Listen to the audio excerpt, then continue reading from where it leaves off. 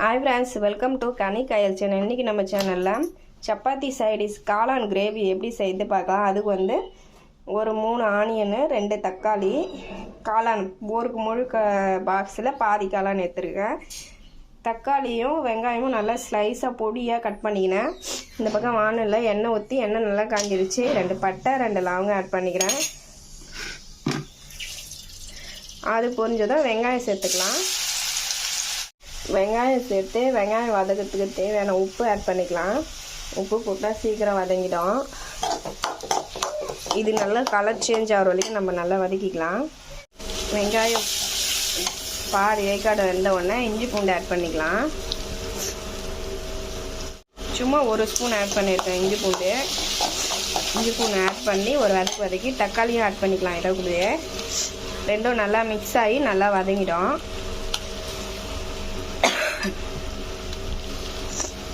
ரெண்டும் நல்லா வதங்கிட்டோம்.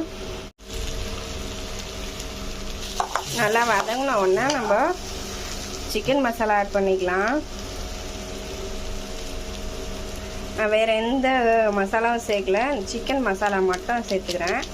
நம்ம காரத்துக்கு தேவையான அளவு சேர்த்துக்கலாம். சேர்த்து இந்த மசாலா நல்லா பச்சை வாசனை போகிற வரைக்கும் வதக்கிக்கலாம். நம்ம மசாலா ஆட் பண்ணது பச்சை வாசனை போன உடனே வாஷ் பண்ணி வச்சுருக்க காளானை சேர்த்துக்கலாம். காளான் நல்லா வதக்கணும். காளான் வந்து தண்ணி விடும். இந்த தண்ணி நல்லா ட்ரையாக வர வரைக்கும் நம்ம வதக்கணும். நம்ம தண்ணி ஊற்றாத முன்னே காளான் எவ்வளோ தண்ணி விட்டு இருக்கு பாருங்க.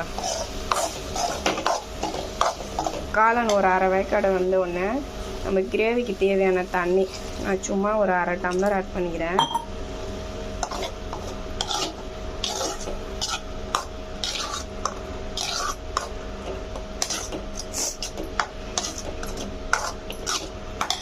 நம்ம இந்த ஸ்டேஜில் ஆஃப் பண்ண போகிறோம். அதனால் இன்னும் கொஞ்சம் தண்ணி ஆட் பண்ணிக்கிறேன் எக்ஸ்ட்ரா. உப்பு வந்து வெங்காயம் வதக்கிறதுக்கு மட்டும்தான் போட்டோம். இப்போ கிரேவிக்கு தேவையான உப்பும் சேர்த்துக்கலாம். சேர்த்து நல்லா கலரி விட்டு ஒரு 2 கொதி வரட்டோன்னா அதுக்கப்புறம் நம்ம ஆஃப் பண்ணோம். இப்போ மூடி போட்டு கொதி விடலாம். இங்கே பாருங்க ஃப்ரெண்ட்ஸ், நல்லா எண்ணெய் மேலே மிதந்து வந்துடுச்சு. அது ஆவரினால சரியாக தெரியல. நம்ம எவ்வளோ தண்ணி ஊற்றணும் எல்லாம் ட்ரை ஆகிடுச்சு. இப்போ நம்ம கிரேவி பதத்துக்கு வந்துருக்கு வச்சுருக்கேன். அதை ஆட் பண்ணிக்கிறேன்.